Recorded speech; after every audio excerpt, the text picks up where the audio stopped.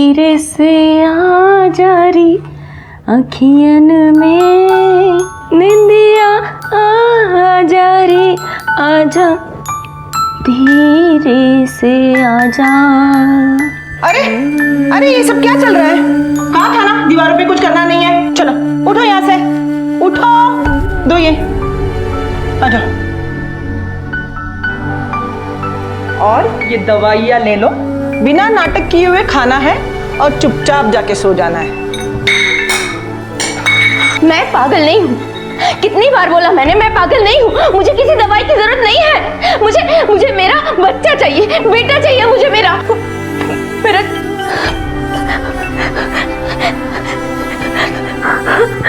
मेरा मेरा बेटा चाहिए मुझे वापस। Anil had collected 29,000 fruits on Tuesday. On Wednesday, he sold 25,000 fruit. How many fruits were left unsold? Children, please solve this problem.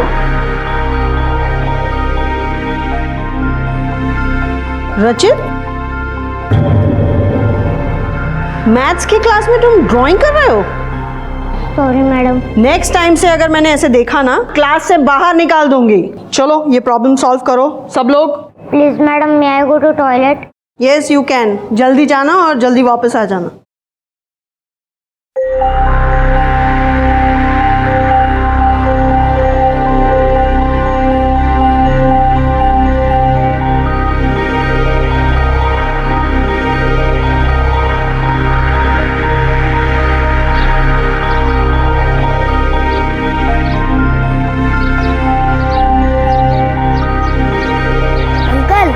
Police station. School से निकल के सीधा पुलिस स्टेशन? क्यों, क्या हुआ बेटा? नहीं कुछ नहीं, वो मेरी मम्मी वहाँ पे काम करती है ना, इसलिए मुझे फीस लेने जाना है। अच्छा अच्छा, चलो छोड़ देता हूँ। हाँ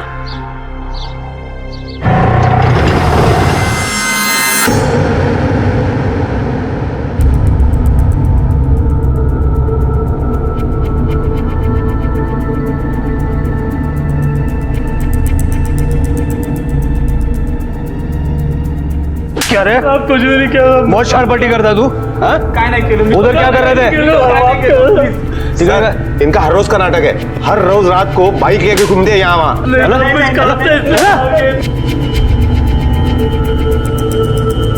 पाटिल घेऊन जा दोघांना आतमध्ये घेऊन जा। बेटा क्या हुआ तुम्हें? यहाँ क्या कर रहे हो? मेरी मम्मा है। क्या हुआ इन्हें? खो गई है, बहुत दिन से घर नहीं आई। कितने दिन हुए? जब मैं छोटा था ना, 7 साल का, तब से वो खो गई है। बेटा अभी क्या उम्र है आपकी? 9 इयर्स। आपकी मम्मा 2 साल से खो गई हैं।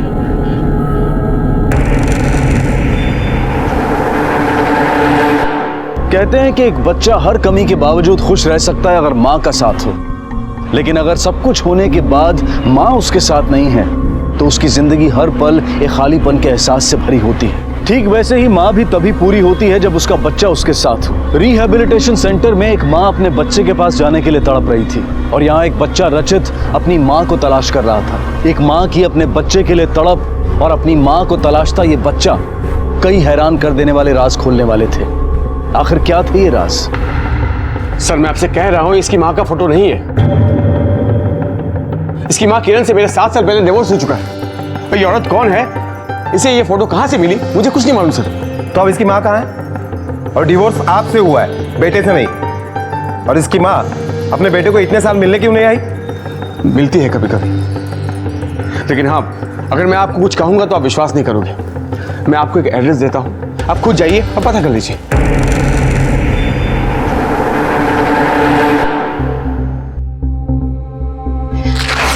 डॉक्टर साहब मैं बिल्कुल ठीक हूँ ना, मैं बिल्कुल ठीक। तो मुझे मेरे बेटे के पास जाने दीजिए ना, मैं जाऊँ उसके पास। जाने दीजिए। डॉक्टर साहब हमें किरण से कुछ पूछताछ करना चाहते हैं, कर सकते हैं? मैं ही किरण हूँ सर, पूछिए ना, आपको क्या पूछना है मैं सब बता दूंगी, पूछिए। आपका बेटा आपको ढूंढते हुए पुलिस स्टेशन आया था। मेरा मेरा बेटा मेरा रचित, हाँ, मैंने कहा था ना वो भी मुझे मिस करता है, वो भी मुझे याद करता है। चलिए मुझे मेरे बेटे के पास जाने दो। अरे मुझे मेरे बेटे के पास जाना है, वो भी मुझे याद करता है। मुझे मेरे बच्चे के पास जाने दो, मैं ठीक हूँ। देखिए इनकी हालत अभी ठीक नहीं है, प्लीज आप लोग जाइए अभी। चुप। मेरे बेटे के पास जाना है मुझे। तू अपनी माँ को भूल क्यों नहीं जाता? तुझे याद है ना कि उसने तेरे साथ क्या किया था? याद है ना तुझे? अगर तू अपनी माँ के पास जाएगा तो वो फिर से तुझे मारने की कोशिश करेगी। अगर तुझे कुछ हो गया बेटा, मैं मर जाऊंगा बेटा। नहीं, आप झूठ बोल रहे हो। वो किरण मेरी माँ नहीं है। वही तेरी माँ है। नहीं, वो रचना मम्मा ही मेरी माँ है। और मैंने माँ बेटे की बहुत सारी स्टोरीज पढ़ी है। माँ कभी अपने बच्चे को नहीं मारती। देख बेटा, कहानी और जिंदगी में फर्क होता है। तो एक काम कर, अपनी पढ़ाई पे ध्यान दे। ये सब पुलिस के चक्कर में मत पड़। ये लोग किसी लालच में आकर मुझे फंसाकर अंदर डाल दिया तो तेरा ख्याल कौन रखेगा बेटा? बोल। नहीं, मैं पुलिस के पास जाऊंगा क्योंकि मुझे रचना मम्मा से मिलना है। बचपन का मासूम मन जो हजारों ख्याली कहानियां बनाता है, बुनता है, कभी सच को कहानी तो कभी कहानी को सच बनाकर पेश करता है। हम सब ने अपने बचपन में ऐसी कहानियां बनाई हैं, लेकिन यहाँ 9 साल का रचित अपनी जन्म देने वाली माँ किरण को माँ क्यों नहीं मान रहा था? और जिस महिला रचना को वो अपनी माँ बता रहा था, आखिर वो कौन थी और कहाँ थी? क्या रचित की रचना मम्मा वाकई रचित की बनाई हुई कोई कहानी थी, या फिर हकीकत में रचना, किरण और मानव का कोई रिश्ता था? सर मुझे लगता है इस केस में कुछ भी नहीं है। सगी माँ साथ में नहीं है, बच्चा बेचारा अकेला है, इसलिए इस फोटो को देखकर कहानी बना रहा है। अपनी कहानी और इमेजिनेशन की दुनिया को सच मानकर वो अपनी माँ को ढूंढने के लिए हमारे पास पहुंच गया होगा। पाटिल, ऐसा हो भी सकता है और नहीं भी। आई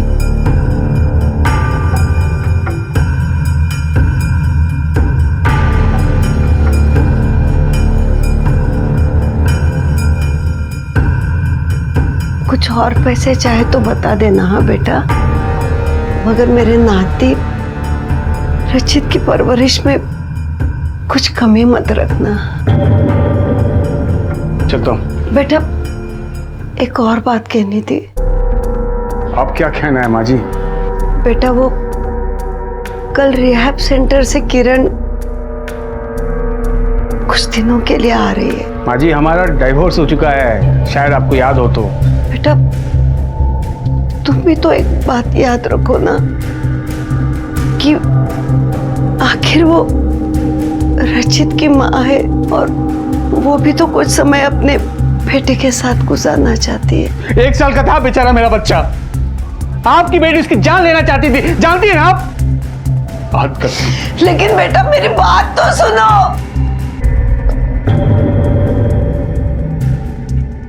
आई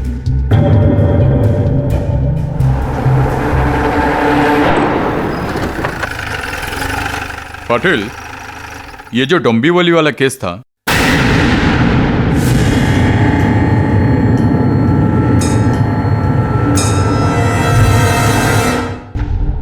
रचित बेटा क्या हुआ? अंकल, वो मेरे मम्मा की फोटो आपके पास है, वो प्लीज मुझे लौटा दीजिए। उनकी एक वही फोटो है मेरे पास। लेकिन बेटा तुम्हारी मम्मा। पाटिल थम। चलो तुम्हें तुम्हारी मम्मी की फोटो दिखाते हैं, आओ।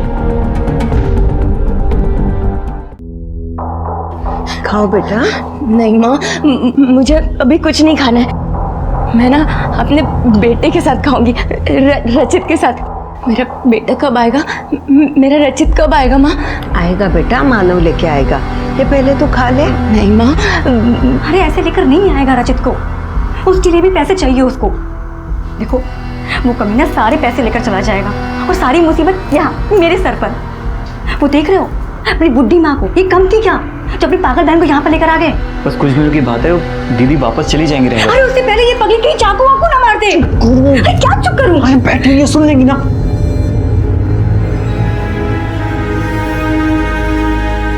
बहू, भगवान ने तुझे चाकू वाकू से मरने वाली चीज नहीं बनाया है।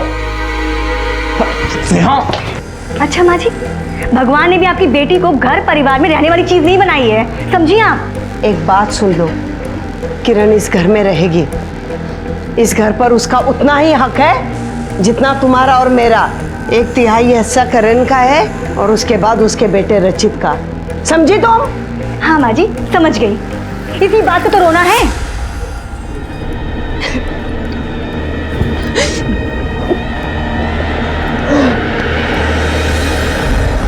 लो बेटा, जूस पी लो। नहीं। अच्छा, ये बताओ कि तुम्हारी रचना मम्मा के साथ ऐसी क्या प्रॉब्लम हुई थी जो वो घर छोड़ के चली गई? मेरी रचना मम्मा मुझे छोड़ के नहीं जा सकती। वो बहुत प्यार करती थी मुझसे।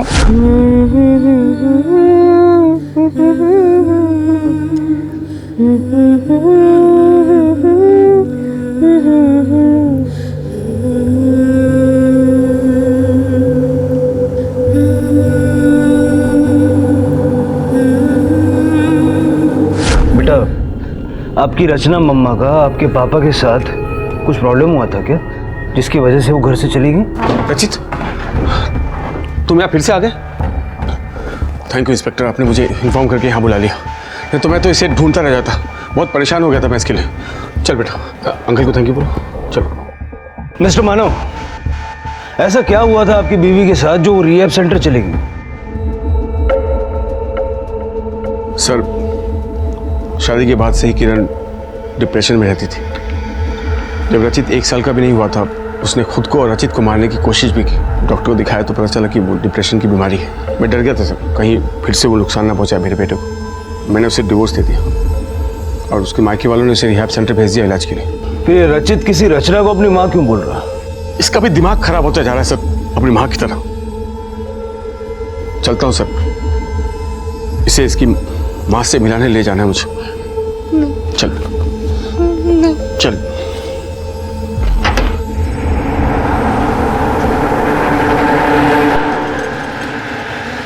पाटिल, अगर तुम कोई कहानी कभी इमेजिन करके बोलोगे तो हो सकता है कि छोटी छोटी डिटेल्स मिस हो जाए। पर ये बच्चा रचित जो कहानी अपनी रचना मम्मी के बारे में सुना रहा है, बहुत ही प्रिसाइज और डिटेल्ड है। हो सकता है कि वो सच बोल रहा है। हाँ सर, हो सकता है। एक काम करो, उसके स्कूल जाके उसकी माँ के बारे में पूछताछ करो। शायद हमें वहां से पता लग जाए कि ये कहानी बनाई हुई है या सच है। Okay sir. देख लिया आपने, मैंने आपको पहले ही समझाया था। ये बेचारा अब तक किरण से डरा हुआ है। देखिए देखिए, आपको सिर्फ अपनी बेटी की पड़ी है बस। देखो मानव, तुम समझाओ रचित को प्यार से। आखिर पैसे किस लिए लिए तुमने? यहाँ लाने के लिए थे, ले आया मैं। अब जा रहा हूँ मैं। यहाँ रहेगा तो पता नहीं इसके दिमाग में क्या क्या असर होगा आपकी पागल बेटी को देखते कर। उल्टे सीधे सवाल करने लगा है, कहानियां बनाने लगा। पागल हो गया मेरा बच्चा। चल बेटा चल। रचित कहाँ? मानव, मानव रुको। मानव प्लीज, नहीं मानव रुको। मानव, छोड़ दो रचित को मेरे पास। मानव प्लीज रुक जाओ, मेरे रचित को छोड़ दो। मानव, रचित को छोड़ दो। मानव नहीं, मानव नहीं। मानव प्लीज रचित को छोड़ जाओ मेरे पास। मानव प्लीज ऐसा मत करो, रचित को छोड़ दो। देखो ना मानव मेरे रचित को ले गया। माँ वो मेरे रचित को ले गया। प्लीज उसको रोको ना माँ प्लीज। मेरे रचित मुझे प्यार नहीं करता माँ। मेरे रचित मुझसे प्यार नहीं करता। मेरा बच्चा मुझसे प्यार नहीं करता माँ। ये है मैडम जोशी और ये है मैडम वर्मा। ये दोनों भी 2009 से रचित की स्कूल टीचर्स रही हैं। आप लोग मुझे रचित के फैमिली मेंबर्स के बारे में कुछ बता सकती हैं? सर, रचित के फादर तो कभी स्कूल आए नहीं, लेकिन एक लेडी जरूर रचित को स्कूल छोड़ने और लेने आती थी।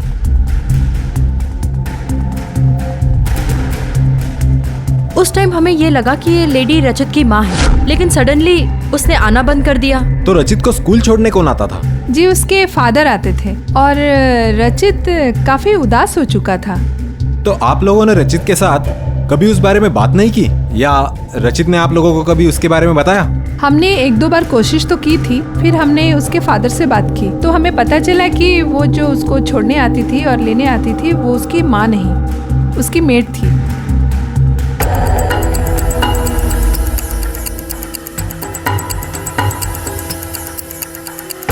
हाँ सर, मुझे याद आ गया। ये फोटो रचित की केयरटेकर की है सर। कुछ महीनों के लिए रचित के देखभाल के लिए आई थी सर। कमाल है, उस दिन जब हमने आपको ये फोटो दिखाया था तब आपको नहीं याद आया, और आज याद आ गया?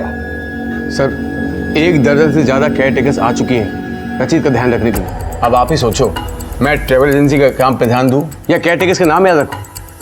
हम आपकी इस केयरटेकर रचना से एक बार मिलना चाहेंगे। कहाँ है वो? सर मुझे नहीं मालूम वो कहाँ है, बहुत पुरानी बात है सर। ठीक, जाइए।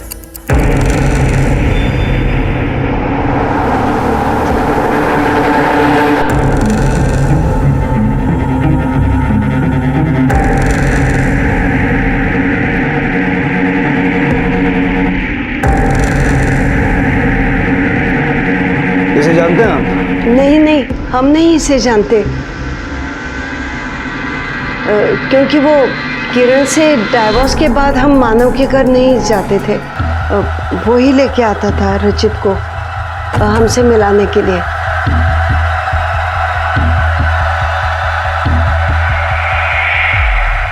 पाटिल, रचना की फोटो देख के ये सब कुछ परेशान दिखे।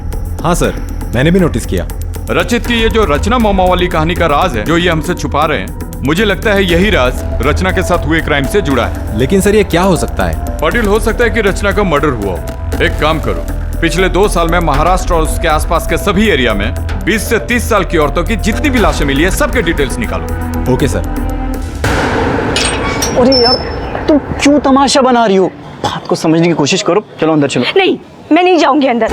क्या मिला मुझे तुमसे शादी करके? ना बच्चा, ना परिवार और ना ही खुशी। बस तुम्हारे घर की नर्स और मेड बन के रह गई हूँ मैं।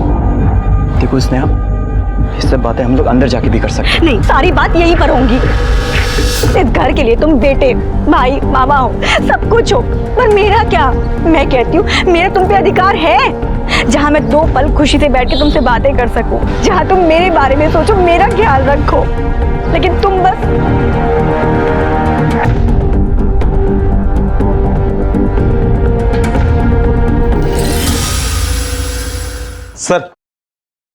सर 2 साल पहले दमन में एक औरत की जली हुई लाश मिली थी। उस औरत की उम्र लगभग 25 से 30 के करीब थी। किसी ने कोई क्लेम नहीं किया और कोई मिसिंग कंप्लेंट भी नहीं थी, इसलिए बाद में उसका अंतिम संस्कार कर दिया। और ये देखिए सर, उस लाश के हाथ के ऊपर रचना नाम का टैटू मिला। और ये देखिए सर, उस लाश के ऊपर जो गहने मिले ठीक वैसे ही गहने रचित की मम्मा के इस फोटो में भी दिखाई दे रहे। ये देखिए वो फोटो। अरे सर, आपको एक लाश मिल गई और आप कहते हो कि मैं ऐसे मारा? मैंने मान लिया कि वो मेरे बेटे की देखभाल करती थी, मैं ऐसे क्यों मारूंगा सर? क्योंकि आप अपने बच्चे को लेकर ओवर पॉसेसिव हैं। आपको लगा कि आपका बेटा आपसे दूर हो जाएगा, तो आपने उसे मार दिया। आपकी बात का आपके पास कोई सबूत है? नहीं है ना? तो आप मुझे क्यों परेशान कर रहे हैं सर? मैंने कहा ना, मैं ऐसे नहीं मारा सर। सबूत मिलने पे अलग तरीके से खातिरदारी की जाएगी। ये लो बेटा, आइसक्रीम खाओ। Thank you uncle. खाओ। अच्छा एक बात बताओ बेटा, तुम्हारे जो प्यारी मम्मा है ना रचना, उनका किसी के साथ कोई झगड़ा था क्या? उन्हें कोई मारपीट करता था पहले कभी? कुछ याद है तुम्हें? सर हो सकता है कि किरण ने रचना को मार दिया हो ताकि उसका बच्चा उसे दूर ना हो, और बाद में अपनी बहन को बचाने के लिए गौतम ने रचना की लाश को जला दिया हो सकता है। जरा पता करो कि किरण को हॉस्पिटल से घर जाने के लिए कब कब छुट्टी मिली। अगर वो डेट्स रचना की मौत के आसपास की है तो हमारा शक सही। किरण, किरण बेटा,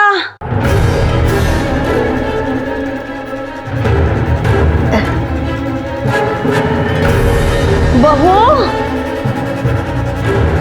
गौतम,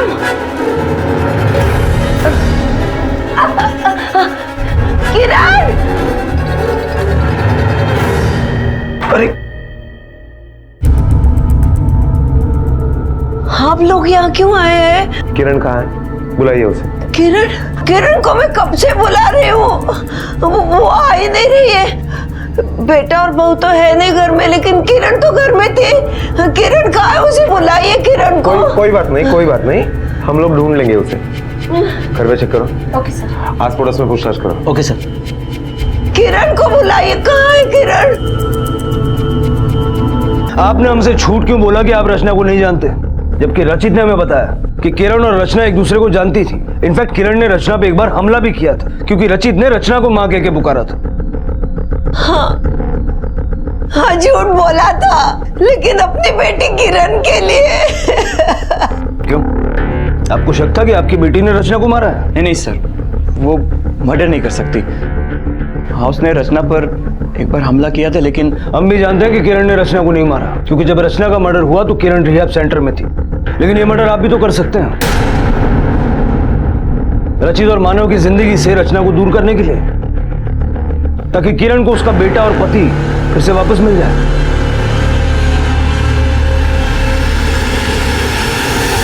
सर, हमने हर जगह पता लगवाया जहां पर किरण जा सकती थी, लेकिन किरण का कहीं पर भी कुछ भी नहीं पता चला। पाटिल, किरण को ढूंढने के साथ साथ रचना की कुंडली भी निकालो। कौन थी, इस फैमिली में कैसे आई, क्या पता रचना का मर्डर और किरण के गायब होने की गुत्थी आपस में जुड़ी हो। Sure sir. किरण के बारे में अब तक कुछ पता नहीं चला। बहुत मुश्किल है उसे ढूंढ पाना, क्योंकि किरण के पास ना तो मोबाइल फोन है, ना ही कोई ऐसी इलेक्ट्रॉनिक चीज जिससे वो किसी को कांटेक्ट कर सके। लेकिन सर, मानव के बारे में हमें कुछ पता चला। गुड, क्या पता चला? सर, 2006 में मानव और किरण की शादी हुई।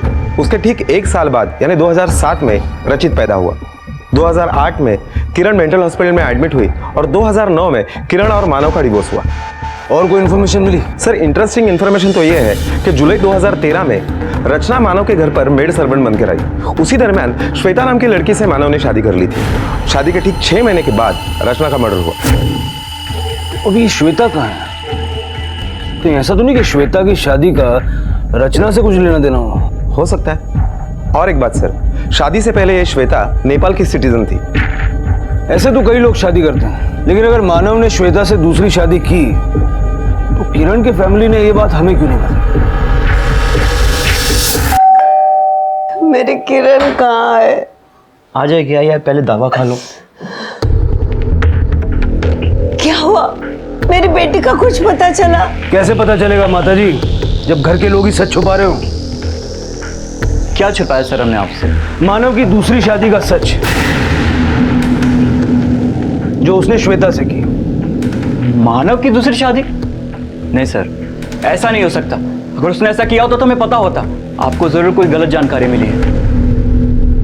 आखिर किया क्या मैंने जो आप लोग मुझे मेरे पीछे पड़ गए? आप लोग बताइए। हाँ, देखिए सर, बिना किसी प्रूफ के आप किसी को भी लेके नहीं आ सकते, बता रहा हूं मैं। काफी कानून जानता है, लेकिन जब प्रूफ हो तब तो ले जा सकते ना। कैसा प्रूफ सर?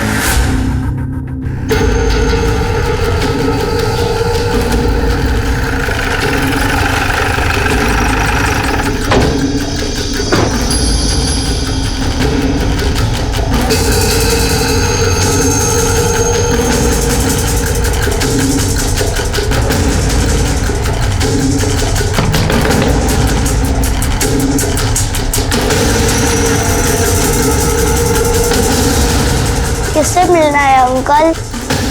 क्या हुआ बेटा, कौन है?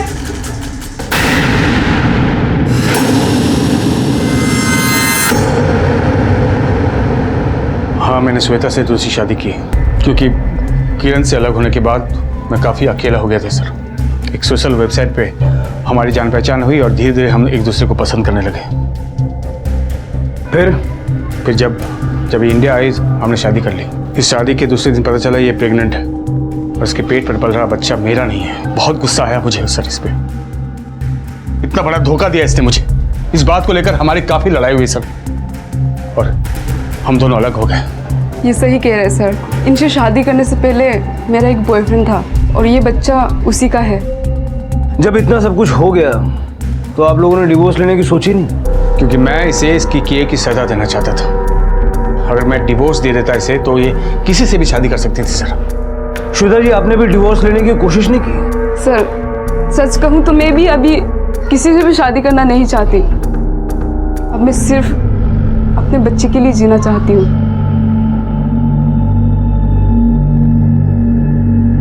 सर, आपको क्या लगता है ये मानव और श्वेता सच बोल रहे हैं? पाटिल, अधूरा सच, और ये अधूरा सच बड़ा ही खतरनाक होता है। रचना का मर्डर करके किसी ने बड़ा ही खतरनाक खेल खेला है, लेकिन ये किसने खेला है ये अब तक समझ में नहीं आ रहा। मानव, श्वेता, गौतम, स्नेहा या फिर किरण? अभी तक रचना के बैकग्राउंड के बारे में ठीक से पता भी नहीं चला था, और अब ये किरण का है। किरण के बारे में कुछ पता चला? नहीं सर, अभी तक कुछ पता नहीं चला। सर, किरण के घर के आसपास के सीसीटीवी फुटेज निकलवाए और उसमें ये वीडियो मिला है।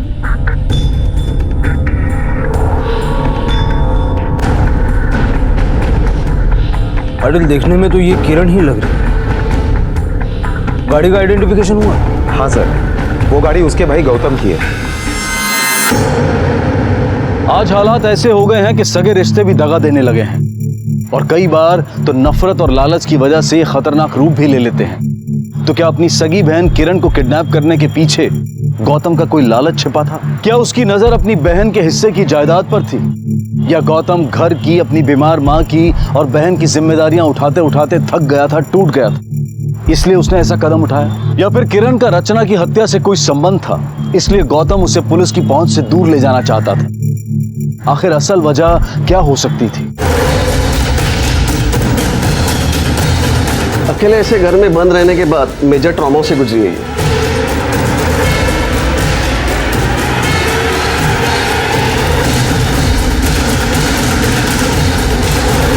सर, मेरी बात का यकीन कीजिए, मैं किरण को कोई नुकसान नहीं पहुंचाना चाहता था। मैं तो उससे अपनी बीवी से बचा रहा था, क्योंकि वो उसे जहर देकर मारना चाहती थी। इसलिए मैंने किरण को प्रोटेक्ट करने के लिए उसे घर से निकालकर अपना गोडाउन में रखा, बस, और कुछ नहीं सर। कैसे मान लूंगे तू सच बोल रहा? सर, आप खुद सोचिए, अगर सच में मुझे किरण को नुकसान पहुंचाना होता तो मैं उसे हॉस्पिटल लेके क्यों जाता? पर मैं तो खुद ही किरण को लेकर अपनी माँ और बीवी के बीच फंसा हुआ, जैसे तैसे करके अपनी लाइफ को बैलेंस करने की कोशिश कर रहा हूँ। लेकिन सर, अब थक चुका हूँ, अब नहीं होता। ठीक है, जा सकते हो।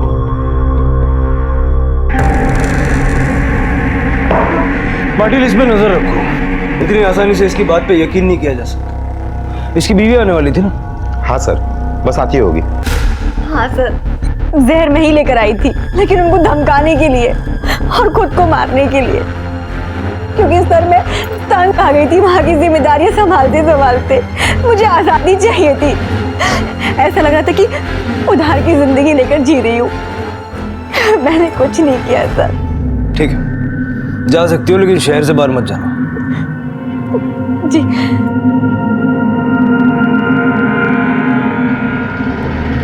पाटिल, इस पे नजर रखो, और मानव और श्वेता पे भी। ये लोग पेशेवर मुजरिम नहीं है, लेकिन जिंदगी के बोझ के तले इतना घुट के जी रहे हैं कि इनमें से कोई भी क्राइम कर सकता है। रचना की फैमिली के बारे में कुछ पता चला? नहीं सर। सर, ये देखिए, ये आधा जला हुआ बैग मिला है, और सर इसमें मोबाइल भी और पैसे भी।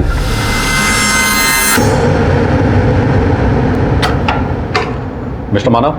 मैं हूँ मानव, आप कौन? Pratap Deshmukh, senior police inspector, Mira road police station. हाँ जी, बोलिए, क्या काम है? मिस्टर मानव, हमें एक रश्मि नाम की औरत की लाश मिली है, और हमें पता चला है कि मरने से एक दिन पहले और मौत वाले दिन आपकी उससे फोन पर बात हुई थी। हाँ, वही होगी सर। मेरा ट्रैवल का बिजनेस है, पूरे दिन में 100 कॉल्स आते हैं, कई लोगों से बात होती है, हो सकता है इसका भी कॉल आया होगा।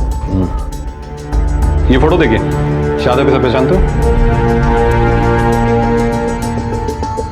मिस्टर मानव, हमें छानबीन से पता चला है कि रश्मि के मरने से कुछ देर पहले उसकी किसी गौतम नाम के आदमी से बात हुई थी, और गौतम की आपसे भी फोन पर अक्सर बात होती रही है। गौतम? हाँ, गौतम मेरा साला है, मतलब था। हो सकता है गौतम ने इस लड़की को मेरा नंबर दिया होगा गाड़ी बुक करने के लिए। अच्छा, अभी याद आया। हाँ, इस लेडी का फोन आया था गौतम के रेफरेंस देकर। उसको शिरडी जाना था, उसको गाड़ी बुक करनी थी बस। देशमुख साहब, अब ये रश्मि मर्डर केस हमें सौंप दीजिए, क्योंकि 2011 का रचना मर्डर केस और ये रश्मि मर्डर केस, इन दोनों केसेस में कहीं ना कहीं मानव आपस में जुड़ा हुआ है। ठीक है, फिर मैं रश्मि मर्डर केस की सारी फाइलें आपको भिजवा देता हूँ। वैसे भी रचना की तरह इस रश्मि के बैकग्राउंड का कुछ पता नहीं चल रहा। वैसे ये रश्मि के पति का क्या नाम बताया था? अविनाश सोलंकी, मीरा रोड में रहते थे। अविनाश जी, क्या रश्मि अकेले शिरडी जाने वाली थी? सर, मैं यहाँ की लोकल पुलिस को सब बता चुका हूँ, वो कहीं नहीं जाने वाली थी। तो फिर रश्मि ने मरने से पहले ट्रैवल एजेंट मानव को फोन क्यों किया था? अब ये तो वही जाने। क्या आप मानव और गौतम के बारे में जानते हैं? नहीं जानते। जब आप रश्मि के परिवार और बैकग्राउंड के बारे में कुछ नहीं जानते तो आपने उससे शादी कैसे? सर एक बार साथ में ट्रेन में सफर कर रहे थे और उसको देखते ही मुझे प्यार हो गया था। फिर हम लोग मिलते रहे और फिर शादी कर ली। उसने कहा था उसका कोई भी नहीं है, वो अकेली है।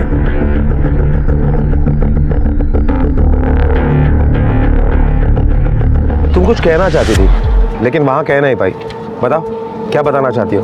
मरने से कुछ दिन पहले रश्मि दीदी बहुत टेंशन में थी साहब। अरे वो लोग मेरा आधार कार्ड कैसे रिजेक्ट कर सकते हैं? ए देखो, मेरे सारे डॉक्यूमेंट्स सही है, मैं इंडियन ही हूँ। क्या? अरे पर मेरा सिटीजनशिप फर्जी कैसे हो सकता है?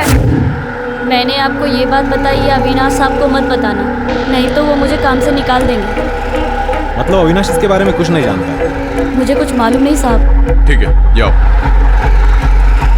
पाटिल, इस रश्मि के सारे डॉक्यूमेंट्स चेक करो। आखिर ये हो क्या रहा है? मानव और रचना का इससे क्या कनेक्शन हो सकता है? और गौतम क्या क्या लेना देना?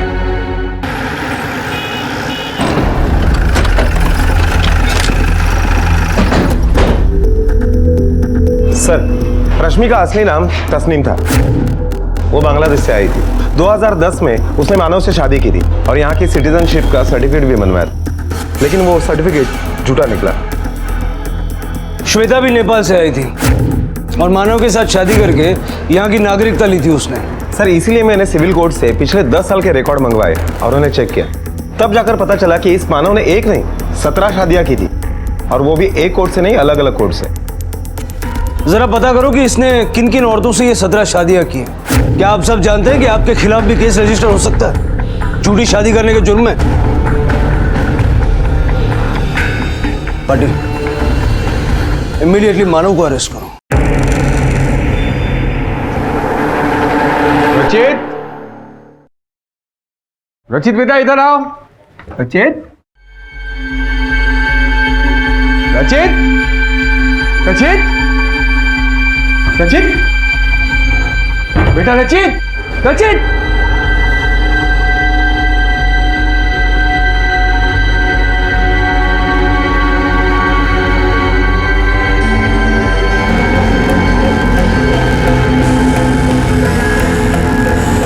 अरे क्या करूं मैं? रचित कहाँ है?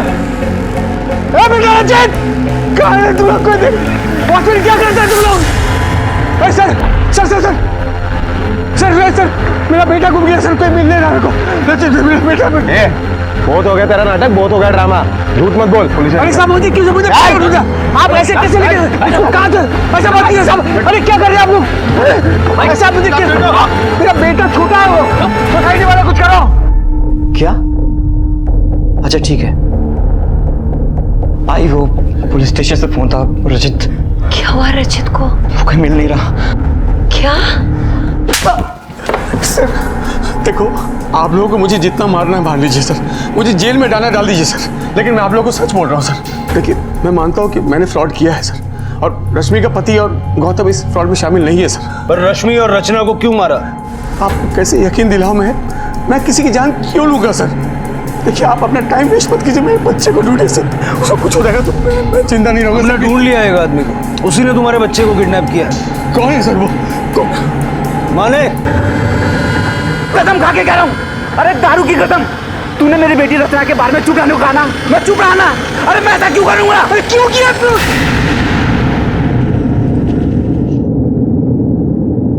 अब बता, क्यों देता था इसे दारू पीने के पैसे? हैं?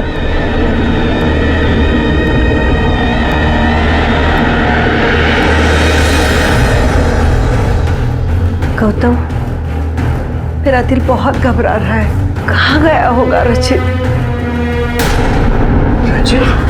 ये अपनी माँ रचना को ढूंढने भाग गया था, हमें मिल गया। हम कितने परेशान हो गए बेटा। रचित, रचित, रचित, इधर आना। रचित बेटा, माँ के पास जा। अच्छा रचित, मैं ना तेरे साथ तेरी रचना मम्मा को ढूंढने चलूंगी। सच में आजा मेरे पास।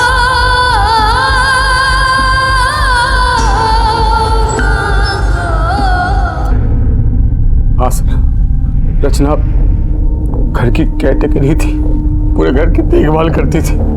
रचित भी उसको पसंद करने लगा था, इसलिए वो उसे मां तक कहने लगा था। लेकिन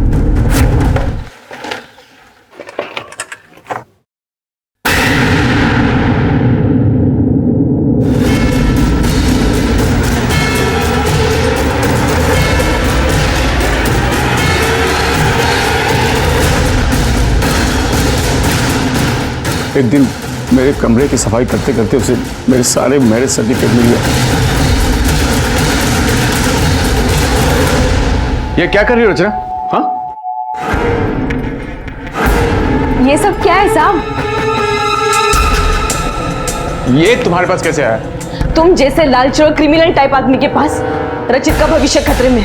मैं ये सब सच्चाई पुलिस को बता दूंगी। रचित को तुम्हारे पास नहीं रहने दूंगी मैं। मेरी बात सुनिए, मैं सब कुछ छोड़ दूंगा। हाँ, तुम पुलिस को कुछ मत बताना।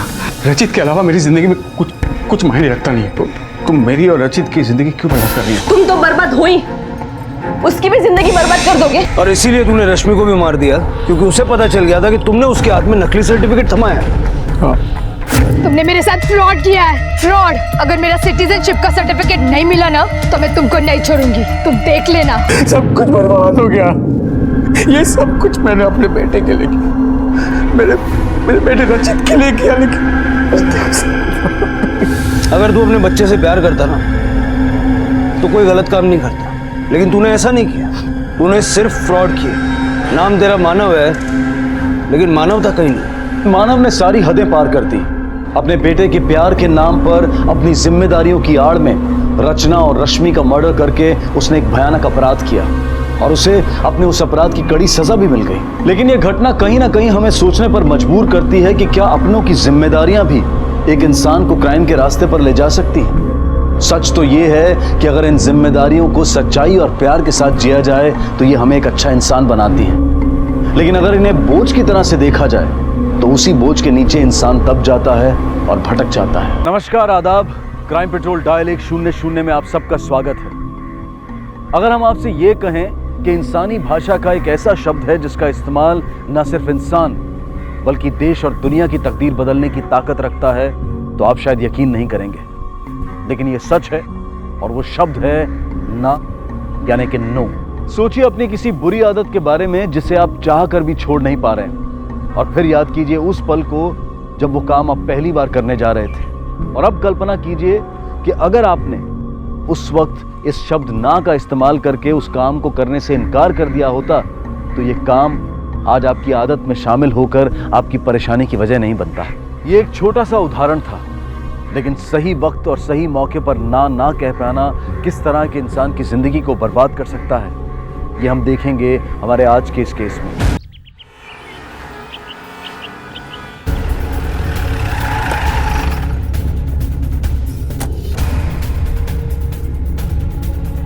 अरे पीछे हटिए।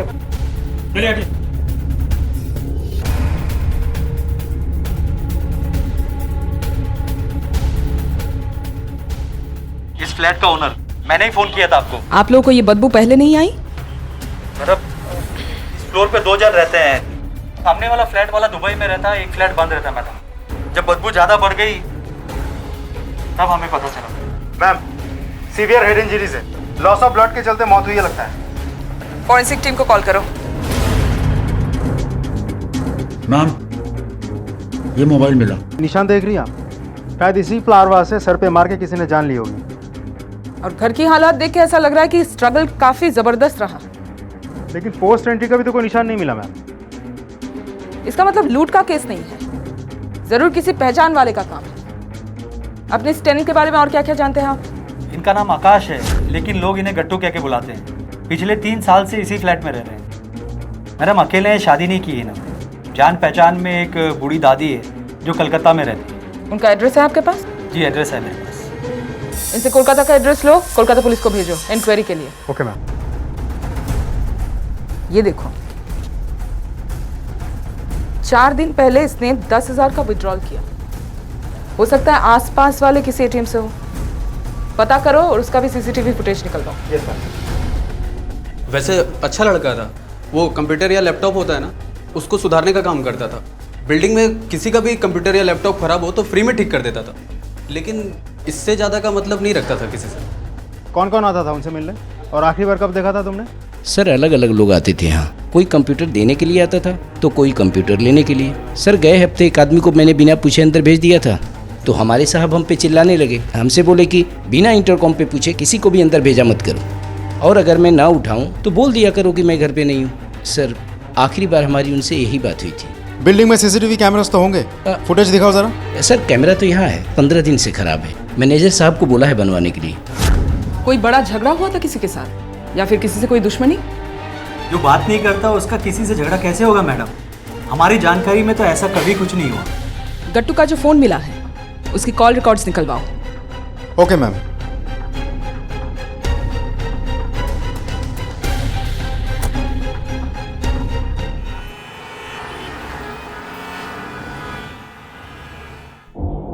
मैम, कोलकाता पुलिस का मैसेज आया था। हमारे कहने पे वो गट्टू के कोलकाता वाले घर गए थे, लेकिन वहाँ उसकी सिर्फ दादी रहती है, काफ़ी बूढ़ी है और अल्जाइमर की बीमारी भी है। अल्जाइमर? मतलब इस मामले में उनसे कोई मदद नहीं मिलने वाली? Yes ma'am. एक काम करो, गट्टू के घर से सारे लैपटॉप और कंप्यूटर्स साइबर सेल भेजो, देखो क्या निकलता है। इस महीने की 8 तारीख की रात की सीसीटीवी फुटेज भिजवा दीजिएगा। ठीक है साहब, मैनेजर साहब को बोल के मैं। ठीक है। पोस्टमार्टम रिपोर्ट के मुताबिक गट्टू की मौत 5 दिन पहले रात के करीब 1 से 2 बजे के बीच हुई थी। मौत की वजह मल्टीपल हेड इंजरीज, पीछे से कोई शार्प ऑब्जेक्ट से चोट लगी थी, जैसे कि कोई टेबल का कोना या ऐसा कुछ, और आगे से कोई हेवी चीज़ से वार किया गया था, जो शायद फ्लावर से हमें पे मिला था। सर ये गट्टू का call record. Ma'am, call record में तो सस्पिशियस कुछ भी नहीं है। 5 दिन पहले आखिरी बार फ़ोन इस्तेमाल किया गया था, मतलब मौत के दिन। उसके बाद बस कुछ मिस कॉल्स पड़े। मौत रात के 1 से 2 बजे के बीच हुई और मोबाइल रात 10 बजे से स्विच ऑफ था। Yes ma'am. जिन लोगों से इसकी आखिरी बार बात हुई उन सबको थाने में बुलाओ। Okay ma'am. मैम, उसे मैंने अपना लैपटॉप दिया था डाटा बैकअप के लिए, बस उसी के बारे में फॉलोअप लेने के लिए मैंने उसे 2-4 बार कॉल किया था। मैम मेरे लैपटॉप में वायरस था, रिपेयरिंग के लिए मैंने उसको दिया था, बस इसलिए उसको मैंने बार बार फ़ोन करा।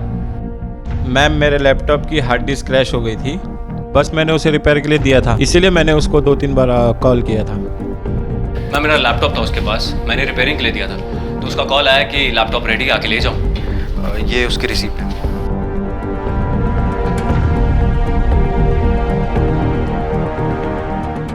जा सकते हो,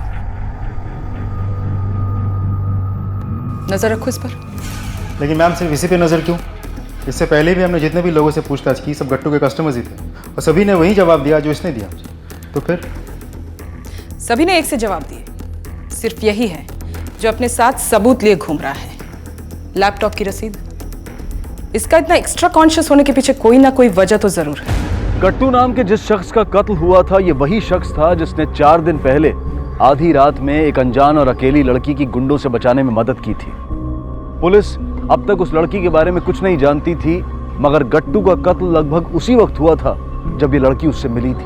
तो कहीं ऐसा तो नहीं था कि जिन गुंडों से गट्टू ने उस लड़की को बचाने में मदद की थी, उन्हीं गुंडों ने गट्टू का कत्ल कर दिया था? और अगर ऐसा था तो फिर वो लड़की इस वक्त कहाँ थी? क्या वो गुंडे उस लड़की को उठाकर ले गए थे, या फिर वो लड़की ही कातिल थी और गट्टू का कत्ल करके फरार हो चुकी थी? ये कुछ सवाल थे जो आने वाले वक्त में पुलिस की नींद उड़ा देने वाले थे। मैम, अभी तक जितनी भी इंफॉर्मेशन हमारे हाथ लगी है, उससे तो ये लगता है कि गट्टू बहुत शरीफ आदमी था। उसकी जान कोई भला क्यों लेगा? रावत, कोई बदमाश है तो इसका मतलब ये नहीं कभी कोई शराफत का काम कर ही नहीं सकता। ठीक उसी तरह कोई शरीफ है तो जरूरी नहीं कि कभी कोई बदमाशी की ही नहीं होगी। इस गट्टू के केस में भी कुछ ऐसा है जो उसके शराफत से मैच नहीं खाता।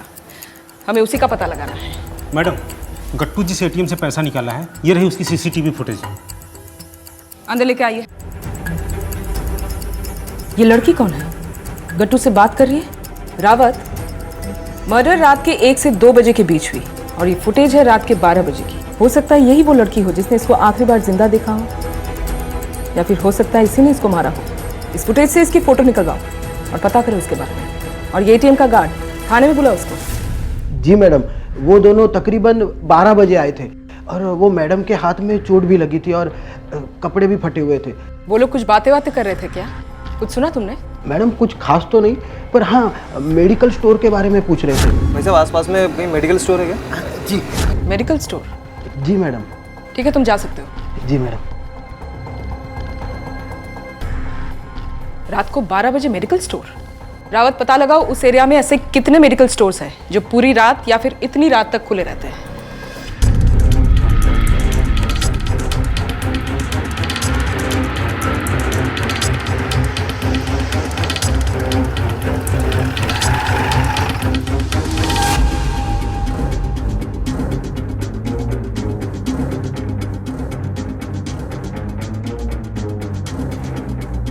यस सर, ये दोनों करीब रात के 12 बजे के आसपास यहाँ पर आए थे। इन्होंने एक बोतल एंटीसेप्टिक की बोतल ली और कुछ बैंडेज, फिर चले गए यहाँ से। कुछ और बता सकते हैं इन लोगों के बारे में?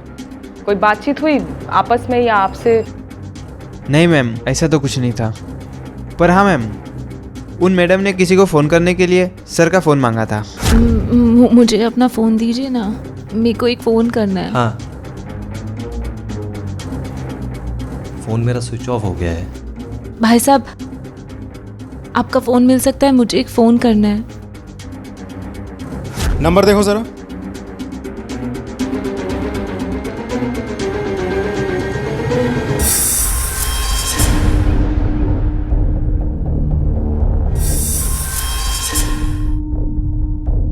जी, आप लोग? इस लड़की को जानती हो? जी नहीं सर, पर हुआ क्या है? 8 तारीख को रात 12 बजे के आसपास इस लड़के ने तुम्हें कॉल किया था। तुमने वो कॉल रिसीव भी किया था, तो जाहिर सी बात है तुम जानती हो इसको। अब सवाल यह है कि झूठ क्यों बोल रही हो? क्या हुआ, लक्ष्मी कौन है?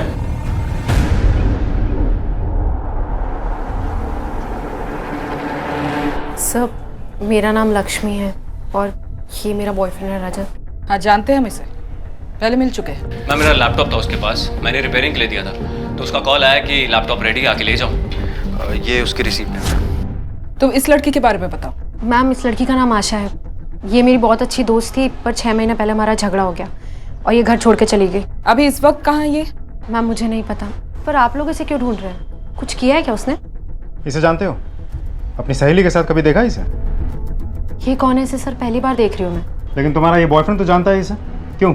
हाँ मैं जानता हूँ, मैं इनको पहले ही बता चुका हूँ सर। मैं इसे लैपटॉप ठीक कराता था और इसका नाम गट्टू है। इसके अलावा मुझे इसके बारे में कुछ नहीं पता। इसका मतलब ये हुआ कि तुम इन दोनों को जानते हो, आशा को भी और गट्टू को भी? जी हाँ, मैं दोनों को जानता हूँ, पर ये दोनों एक दूसरे को जानते हैं, इसके बारे में मुझे कुछ नहीं पता मैम। लेकिन हुआ क्या, आप बताइए तो। ये लड़की वही लड़की है जिसके साथ इस लड़के को आखिरी बार देखा गया, इसलिए हम इसे ढूंढ रहे हैं। इसका नंबर तो होगा तुम्हारे पास? हाँ मैम, है। इसका दोस्त या कोई रिश्तेदार रहते हैं आसपास? मैम, वो अपने मासा मासी के साथ रहती थी। उनका भी नंबर चाहिए हमें। हाँ मैम। इन दोनों के कॉल रिकॉर्ड्स निकलवाओ और इस बिल्डिंग के सीसीटीवी फुटेज भी। Okay ma'am.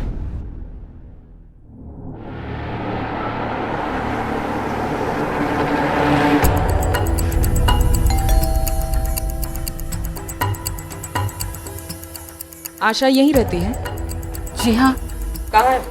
क्यों, क्या किया उसने? अंदर आके बात करें? हाँ हाँ, आइए ना। ये लोग कौन है? ये आशा के माता पिता हैं और ये उनका भाई है। आज ही आए हैं मीरठ से आशा को ढूंढने के लिए। ढूंढने के लिए? जी मैडम, 4-5 दिन से हमारी बेटी का कुछ पता नहीं लग रहा। हम लोगों ने फोन किया उसे, लेकिन वो फोन उठा ही नहीं रही है। पहले बेल बज रही थी, लेकिन अब तो बेल भी बंद आ रही है। हम सब लोगों से यहाँ उसका पता लगाने के लिए आए हैं। 4 दिन से आपकी बेटी गायब है, अभी तक आपने पुलिस में रिपोर्ट नहीं करवाई? लड़की का मामला है मैडम, हम नहीं चाहते थे कि बदनामी हो, इसलिए सोचा कि हम खुद ही तलाश कर लेते पहले। आखिरी बार 5 दिन पहले ही बात हुई थी बिटिया से। मैडम, पढ़ने के लिए भेजा था हमने उसे यहाँ। दिन में कॉलेज जाती थी और रात को कॉल सेंटर में नौकरी भी करती थी। मैं और पापा तो तैयार ही नहीं थे, लेकिन माँ की जिद की वजह से हमें उसे भेजना पड़ा। हमने शर्त रखी थी कि वो यहाँ मौसा जी के घर पे ही रहेगी, इसलिए वो यहीं रह रही थी। आखिरी बार घर से कब निकली थी? 4 दिन पहले वो बोल रही थी कि उसे ऑफिस में बहुत सारा काम है, तो थोड़ा देर हो जाएगी। उसने कहा वहीं उसकी सहेली के पास रहेगी करके। और तूने हाँ कह दिया? तेरी जिम्मेदारी पर भेजा था उसे यहाँ पे हमने। इसे पहचानते हैं आप लोग? नहीं, हम नहीं जानते साहब। नहीं, कई बार लक्ष्मी का नाम सुना है उसके मुंह से। बोल रही थी कि उसकी सहेली है। इसके अलावा कोई और नाम उसके मुंह से कभी सुना नहीं।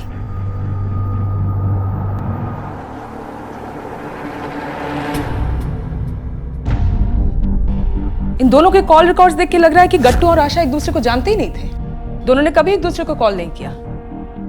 आशा की ज्यादातर बातचीत हुई है अपनी फैमिली से या फ्रेंड लक्ष्मी से या अमित नाम के कोई शख्स है, और ये महेश। मैम मैंने पता किया, अमित आशा का मकान मालिक है और महेश एक रेस्टोरेंट में काम करता है। मैम वो अपने मासा मासी के साथ रहती थी। उस मकान मालिक को बोलो आशा के फ्लैट में पहुंचे। मैंने तो उसे फ्लैट रेंट पे दिया था। वो इस वक्त कहाँ हो सकती है मैं कैसे बता सकता हूँ?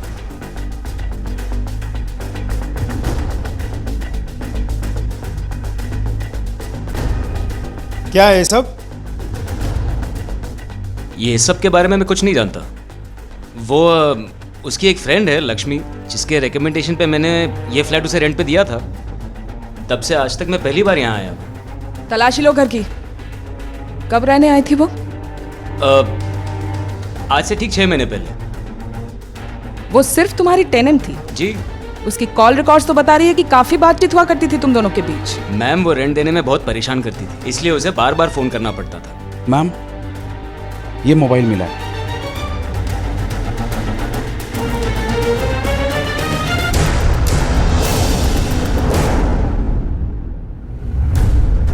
मैम ये आशा की पहली तो सुलझने की बजाय और उलझती जा रही है। उसके माँ बाप का कहना है कि वो यहाँ अपने मौसा मौसी के साथ रहती थी। उस दिन बात करते वक्त भी उसकी माँ ने यही कहा था कि 4 दिन पहले उस घर से निकल के वो ऑफिस की तरफ गई थी। अमित का कहना तो कुछ और ही है। वो बोल रहा है कि पिछले 6 महीने से आशा उसके साथ रहती है। इन लोगों में से कोई तो है जो झूठ बोल रहा है। हमें पता लगाना है कि कौन बोल रहा है और क्यों बोल रहा है।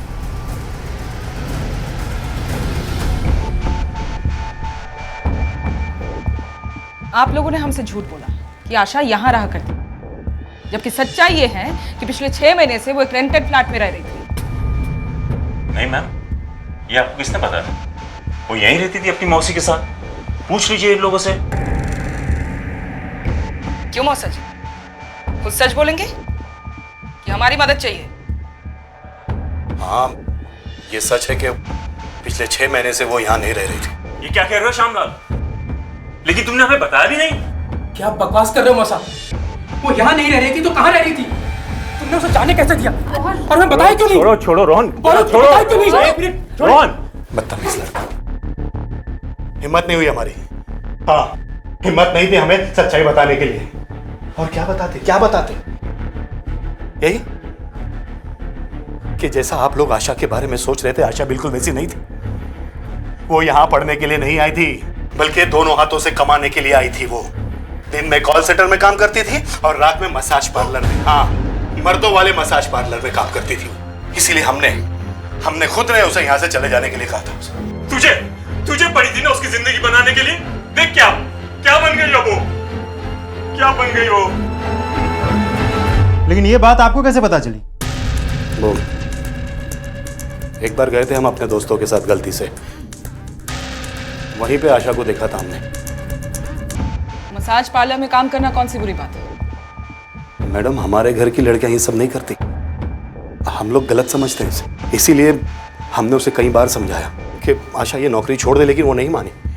उसे पैसे कमाने का चस्का लगा हुआ था, अपनी जिद पे अड़ी थी। दोनों हाथों से पैसा जो कमाना था उसको, एक नहीं सुनती थी हमारी वो। इसीलिए हमने तंग आकर उसे ये कहा कि तू यहाँ से चली जाए बस। झूठ बोल रहे हो तुम। हमारी आशा ऐसी थी ही नहीं। अगर ये बात सच है तो मैं उसका गला दबा दूंगा, लेकिन अगर ये बात झूठ निकली ना। होठ अगर अपने सिक्के में हो ना तो दूसरों को कोसा नहीं करते बेटा। बात सिर्फ इतनी सी नहीं है। शायद उसका चक्कर चल रहा था किसी महेश नाम के लड़के के साथ। वो घंटों उसके साथ बात किया करती थी। महेश,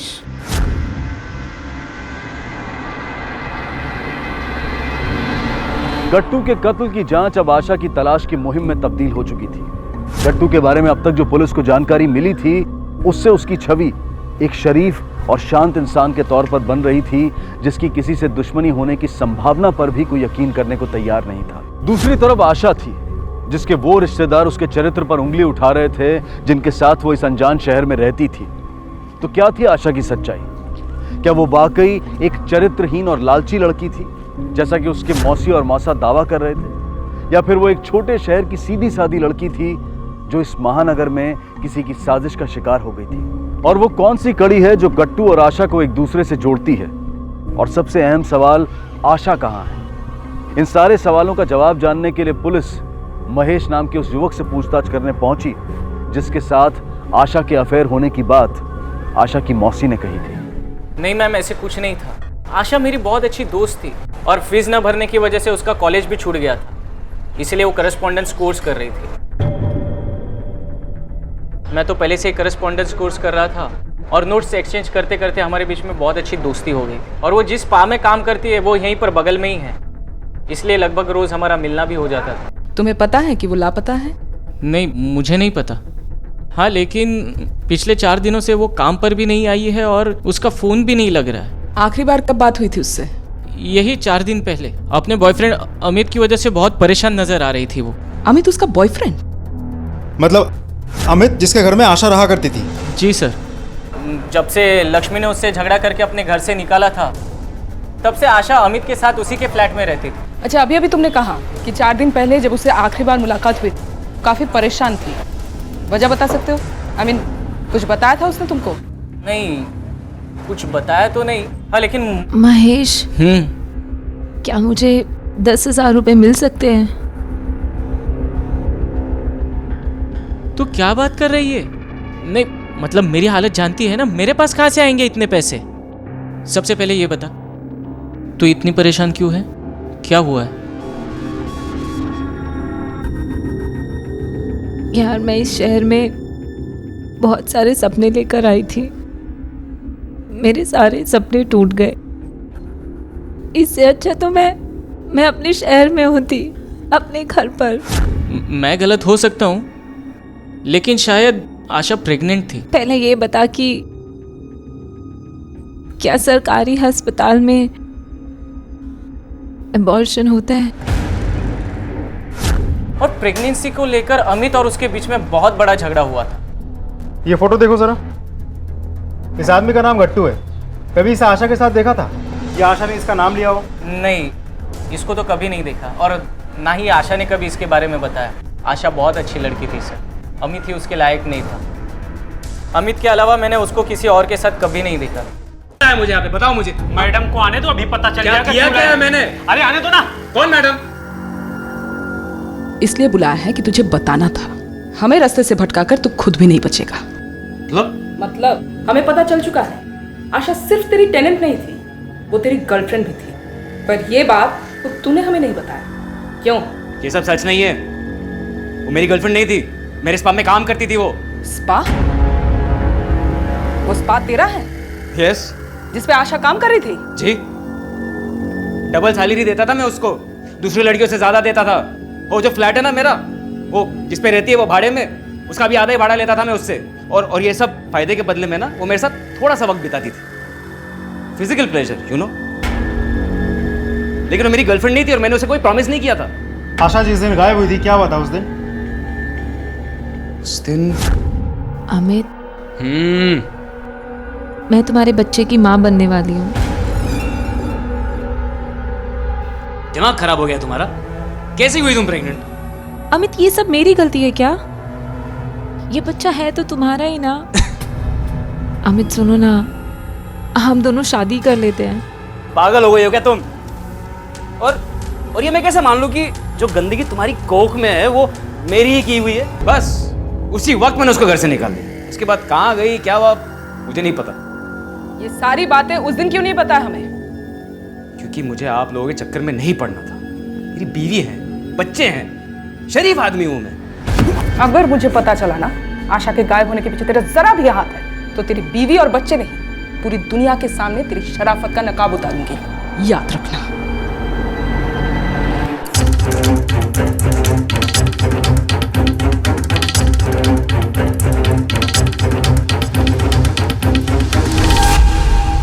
मैडम, झूठ तो अमित बोल रहा है।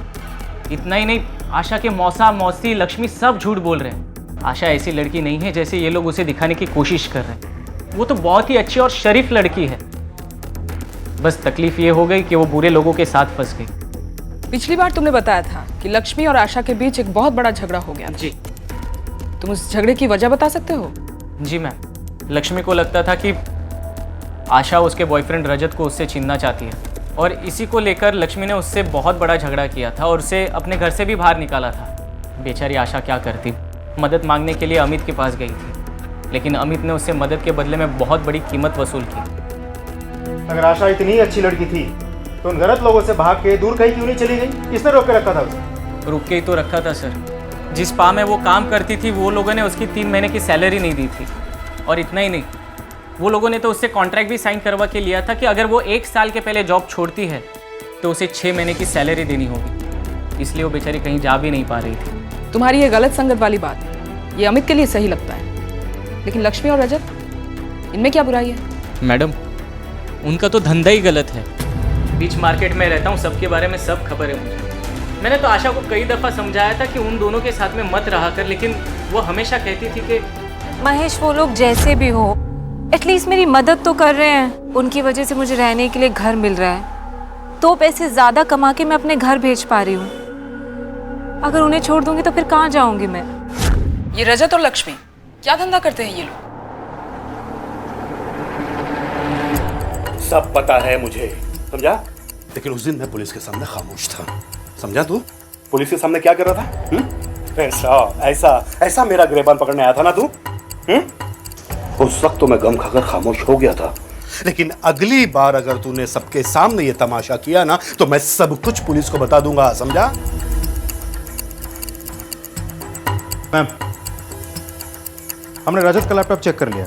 महेश सही बोल रहा था, रजत और लक्ष्मी का काफी गंदा धंधा है। पूरा लैपटॉप एडल्ट कंटेंट से भरा पड़ा है। इस तरह तो कहानी यूं बनती है कि लक्ष्मी और रजत का एडल्ट कंटेंट का धंधा है। रजत का लैपटॉप खराब होता है, वो रिपेयर करने के लिए गट्टू के पास छोड़ता है और उस दौरान गट्टू इस लैपटॉप में एडल्ट कंटेंट देख लेता है और शायद ब्लैकमेल करने की कोशिश की होगी और हो सकता है इसी ब्लैकमेल के चक्कर में उसने अपनी जान गंवा दी। हो सकता है मैम, लेकिन इस पूरी कहानी में आशा कहाँ फिट बैठती है? Good question. इस थियरी से गट्टू का मर्डर मिस्ट्री तो सॉल्व होता है, लेकिन आशा के गायब होने की गुत्थी नहीं। हो सकता है रावत, आशा अपनी फ्रेंड लक्ष्मी और उसके बॉयफ्रेंड रजत के साथ मिली हुई थी और उन्हीं दोनों के कहने पर उसने गट्टू का मर्डर कर दिया और फरार हो गई। या फिर यह भी हो सकता है गट्टू लक्ष्मी और रजत के साथ मिला हुआ था और उसी ने आशा को गायब कर दिया होगा। या फिर यह भी हो सकता है कि आशा गट्टू दोनों ही लक्ष्मी और रजत के साजिश का शिकार हो गए हो। एग्जैक्टली क्या हुआ है वो जानने के लिए आशा के बारे में हमें और इंफॉर्मेशन ढूंढनी होगी और इस रजत और लक्ष्मी को फिर से बुलाओ, पूछताछ करनी है। मासूम लड़कियों के एडल्ट वीडियोस बनाकर बेचने का धंधा करते हो तुम लोग और गट्टू को इस बात का पता चल गया, इसलिए तुमने उसे रास्ते से हटा दिया।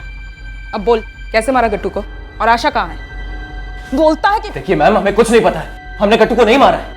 ये सच है कि हम एडल्ट वीडियोस का धंधा करते हैं, लेकिन उसमें कोई मासूम लड़की काम नहीं करती है। प्रोफेशनल्स होते हैं जो अपनी मर्जी से काम करते हैं। तो आशा से हमारा कोई लेना देना नहीं है मैम। और तुम मैडम, तुमने भी हमसे झूठ बोला कि आशा अपनी मौसी के घर रहा करती थी, जबकि तुमने ही उसे अमित से मिलवाया। हाँ, मैं मानती हूँ कि हम गलत धंधा करते हैं, पर इसका मतलब ये नहीं है कि हमने आशा को कोई चोट पहुँचाई है। सच में मैम, हमें नहीं पता वो कहाँ गई, और अगर आपको उसके बारे में कोई भी बात पता करनी है तो उसके घर से पता करिए।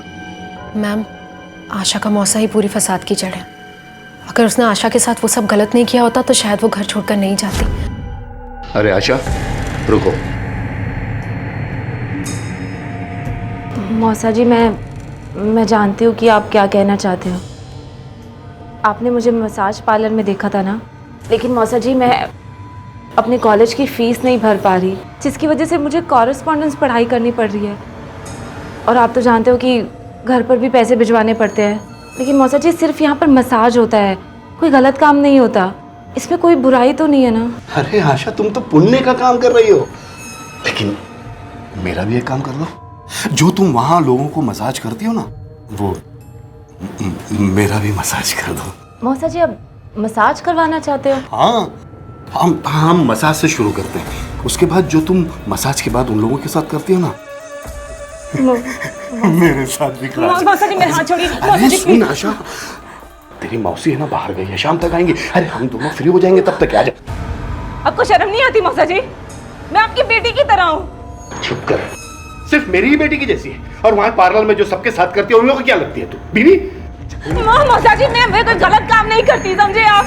आपने क्या समझ रखा है? मैं उस टाइप की लड़की हूँ क्या? मैंने आज तक कोई ऐसा काम नहीं किया जिससे मेरे माँ बाप की इज्जत खराब हो, समझे आप? सुन मैम, इसके बाद आशा ने फैसला किया कि वो कभी घर लौटकर वापस नहीं जाएगी। फिर वो मेरे साथ ही रहने लगी। पर इस बीच हमारा झगड़ा हो गया और वो घर छोड़कर चली गई। फिर कुछ लोगों से पता चला कि वो अमित के साथ रहने लगी उसके फ्लैट में। इस पूरी कहानी में गट्टू कहाँ फिट बैठता है? उसके मर्डर वाले दिन आशा उसके साथ क्या कर रही थी? मैम, इस बारे में हम कुछ नहीं जानते, बल्कि आशा ने इस आदमी का नाम कभी हमारे सामने लिया ही नहीं। और अमित, आशा का उसके साथ क्या रिश्ता था? हाँ, अमित तो एक नंबर का याश आदमी है। मेरी गलती है, मैंने ही आशा को उससे मिलवाया था क्योंकि आशा को काम की सख्त ज़रूरत थी। पर उसे वार्न भी किया था साथ में कि अमित से थोड़ा दूर ही रहे। पर अमित के चंगुल में फंस गई वो। उसने उसे प्यार का झूठा नाटक किया और ये भी नहीं जानती थी कि वो उसका इस्तेमाल कर रहा है। और जब तक पता चला वो उसकी मजबूरी बन चुका था मैम। बस फिर वो उससे दूर भी नहीं जा सकती थी। मजबूरी? कैसी मजबूरी? मैम, घर खर्च चलाने के लिए आशा को पैसों की ज़रूरत थी और इसके अलावा उसे अपने घर भी पैसे भेजने पड़ते थे अपने माँ बाप को, 30,000 रुपये। और मैम, इतना पैसा आज के वक्त कोई कहाँ से कमाएगा? तो इसलिए उसे इस पा में ही काम करना पड़ता था अमित के। अच्छा एक बात बताओ, आशा से आखिरी बार कब मिले थे तुम दोनों? मैम, लक्ष्मी की उससे लड़ाई होने के बाद मैं तो उससे कभी नहीं मिला। और मैं तो मैम उसी दिन से उससे नहीं मिली। हाँ, उसके बारे में आसपास से खबर मिलती रहती थी पर उससे मिलने कभी नहीं गई। झूठ बोल रहे हो तुम दोनों। हमारे पास सबूत है। ये तुम्हारी बिल्डिंग का सीसीटीवी फुटेज है जहाँ पे आशा दिख रही। वो वहाँ आई थी और बदहवास हालत में वहाँ से निकल के चली गई। क्या किया था उसके साथ? पर मैम, ऐसे कैसे हो सकता है? उस दिन तो अपनी फ्रेंड की बर्थडे में गई थी मैं, और काफ़ी देर से लौट कर आई थी। पर रजत, तुम तो घर पे थे ना? बोलो। हाँ वो मैम।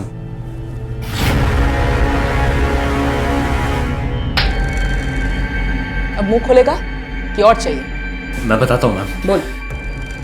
आशा उस दिन हमारे घर आई थी। हाँ, जब अमित से उसकी लड़ाई हुई थी। अरे मुझे तो पहले ही पता था अमित साला एक नंबर का कमीना आदमी है। लेकिन लक्ष्मी घर पे नहीं है, वो बाहर गई है, थोड़ी देर में आएगी। अच्छा ठीक है, तो मैं बाद में आती हूँ। तुम निकले। आपके बाद मुझे अपनी शक्ल मत दिखाना। बंद कर। तू बोल, फिर क्या हुआ? आशा वहां से चली गई मैम। उसके बाद उसके साथ क्या हुआ मुझे कुछ नहीं पता। मैं बहुत नशे में था मैम। मुझसे बहुत बड़ी गलती हो गई और अब उसी गलती की सजा भुगतेगा। मैम, आशा की माँ ये आपसे मिलने बाहर इंतजार कर रही है। चलो बैठिए। मैडम, मेरी आशा के बारे में कुछ पता चला? फिलहाल तो नहीं, पर बहुत जल्द हम उसे ढूंढ निकालेंगे, पूरी उम्मीद है हमें। एक बात पूछनी थी आपसे। आपका पति रिटायर्ड है, बेटा कुछ करता नहीं, घर कैसे चलता है आपका? मेरे पति की पेंशन से। वैसे 10,000 रुपये महीना तो आशा भी भेजती थी। जैसे तैसे करके हम लोग अपना गुजर बसर कर लेते थे। लेकिन आप क्यों पूछ रही हैं मैडम ये सब? नहीं, कुछ खास नहीं, बस ऐसे ही। चलिए आपके घर चलते हैं, आपके घर वालों से कुछ पूछताछ करनी है।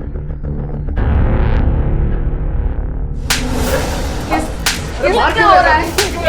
मैडम, ये सब क्या हो रहा है? इस आदमी ने आपकी बेटी के साथ जबरदस्ती करने की कोशिश की। ये क्या कह रही हैं? वही जो सच है।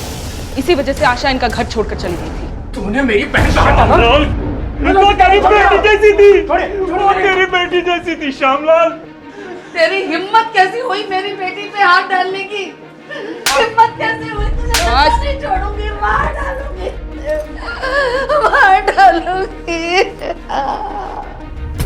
ये आशा का भाई रोहन काफी अग्रेसिव है। Yes ma'am. जिस तरह की लाइफ आशा जी रही थी, ऐसे मसाज पार्लर में काम करना, एक शादीशुदा आदमी के साथ अफेयर और उससे ही प्रेग्नेंट हो जाना, तुम्हें क्या लगता है अगर उसके भाई रोहन को पता चल गया होता तो वो क्या करता? शायद उसे मार डालता। हाँ, तो पॉसिबल है ना रावत कि सचमुच रोहन को पता चल गया था कि आशा कैसी जिंदगी जी रही।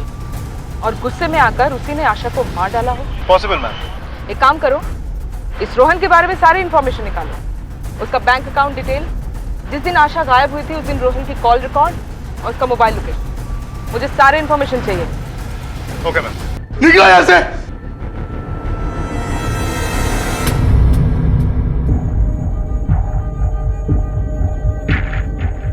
मैम, रोहन के कॉल डिटेल्स।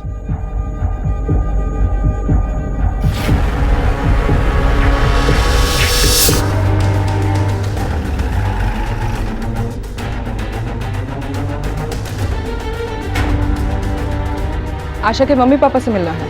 देखिए मैडम, अब वो लोग यहाँ नहीं रहते, चले गए यहाँ से। और हाँ, आपकी जानकारी के लिए मैं बता देता हूँ कि वो लोग वेलकम लॉज है कोई, वहाँ रहते हैं। शुक्रिया।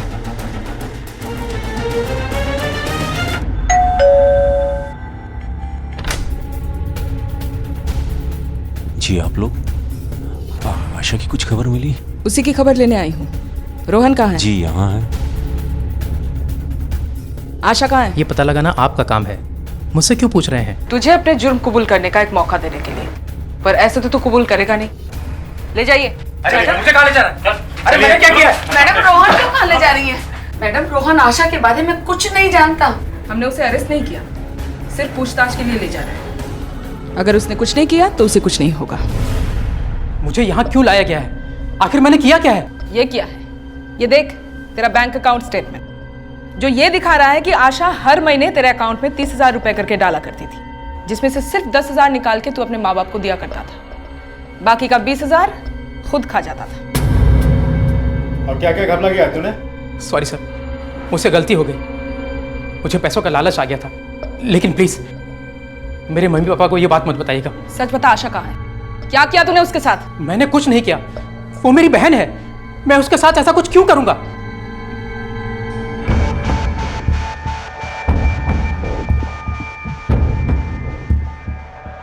क्या सोच रही है मैम?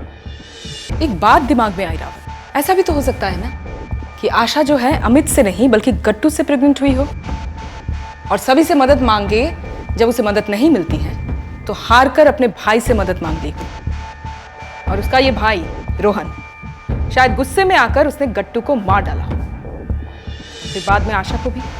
हो सकता है ना? बिल्कुल हो सकता है। आशा की पूरी फैमिली की कॉल रिकॉर्ड्स निकलवाओ।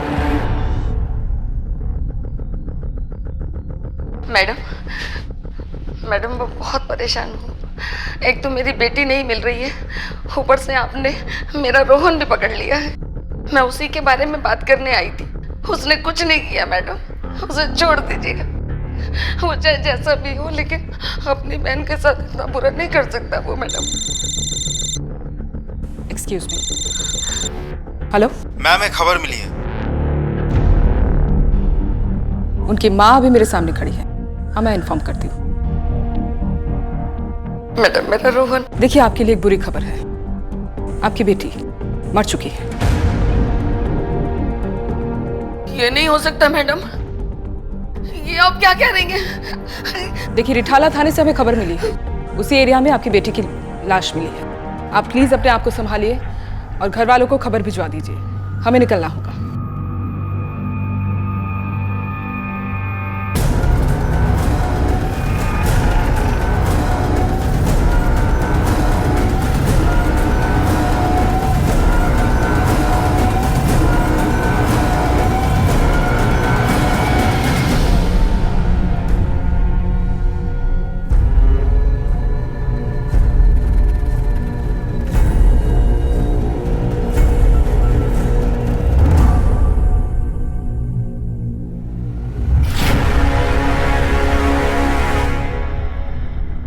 आप लोग यहाँ? आप सोच रही होंगी कि हम यहाँ कैसे, राइट? जब हम रोहन को थाने ले गए थे पूछताछ के लिए, तो आपने बहुत यकीन के साथ कहा था कि रोहन को पता नहीं आशा कहाँ है, और आपने अपनी यकीन की वजह भी बताई थी, पर पता नहीं क्यों वो बात मेरी गले नहीं उतरी। फिर मैंने आपके कॉल रिकॉर्ड्स चेक करने के लिए कहा, और हमें मिला जिस रात गट्टू का मर्डर हुआ था, उस रात दिल्ली के किसी पीसीओ का कॉल आया था आपके मोबाइल पर, और वो पीसीओ गट्टू के घर के पास था, और आशा को गट्टू के साथ आखिरी बार देखा गया था। मुझे यकीन हो गया था आशा ने उस रात आप ही को कॉल किया था, है ना? ये मुझे पकड़ ले जाएंगे, मुझे पकड़ ले जाएंगे ये लोग। नहीं बेटा, नहीं पकड़ के लेके जाएंगे ये लोग। कुछ नहीं, पकड़ के ले जाएंगे। माँ है ना तेरे साथ।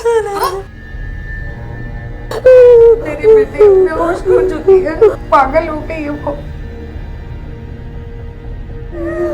मैं और ये नहीं चाहते थे कि आप लोग इसे फांसी पर चढ़ाएं, इसीलिए वहां से मैं इसे लेकर भागी और यहाँ लाके छुपा दिया। मैं क्या करती।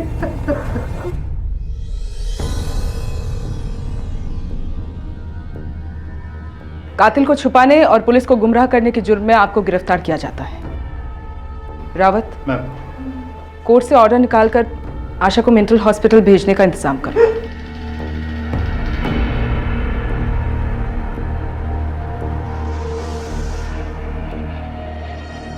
भले ही आज हम अपनी बेटियों को अपने बेटों की तरह सपने देखने और उन्हें पूरा करने की आज़ादी देने लगे, लेकिन हम उनका विश्वास अब भी नहीं जीत पाए, क्योंकि अगर ऐसा होता तो अपनी मौसा की ज्यादतियों का शिकार होने के बाद आशा सबसे पहले ये बात अपने माता पिता को बताती, इस हालात से निपटने के लिए उनकी मदद लेती। लेकिन ऐसा करने की बजाय उसने दूसरों से सलाह और सहारा लेना ज्यादा बेहतर समझा और अपने हालात और दूसरों के हाथों इस्तेमाल होती चली गई। अगर उसके माता पिता ने आज़ादी के साथ साथ उसे अपना विश्वास भी दिया होता तो शायद उसके साथ ये सब ना होता जो हुआ। लेकिन ऐसा नहीं है कि इस सारे मामले में पूरी गलती सिर्फ आशा के माता पिता की है, कुछ जिम्मेदारी आशा पर भी जाती है और उसकी गलती है ना कह पाना। अगर उसने अमित, रजत और लक्ष्मी के साथ और उनकी दोस्ती को ना कहते हुए अच्छे दोस्तों की तलाश की होती तो ऐसा हो ही नहीं सकता था कि उसे वो अच्छे दोस्त नहीं मिलते। लेकिन अपने हालात से हार मानकर अपनी जिंदगी में आने वाले हर इंसान को वो सिर्फ हाँ और हाँ कहती गई और धोखा खा बैठी। हम अपनी बेटियों को आज़ादी दें, लेकिन साथ ही उन्हें ये विश्वास भी दिलाएं कि गलती चाहे उनसे हुई हो या उनके साथ हुई हो, हम उनका साथ देंगे और साथ ही उन्हें जीवन में ना कहने का महत्व जरूर सिखाएं। अब मैं अनूप सोनी आपसे विदा लेता हूं, फिर मुलाकात होगी अगले एपिसोड में एक और चौंका देने वाले केस के साथ। तब तक अपना और अपने परिवार का ख्याल रखें और देखते रहें क्राइम पेट्रोल डायल 100। सबक एक को सीख हम सबको। जय हिंद। क्राइम पेट्रोल्स के और भी दिलचस्प कहानी देखने के लिए हमारे चैनल को सब्सक्राइब करें और बेल आइकॉन दबाना न भूलें।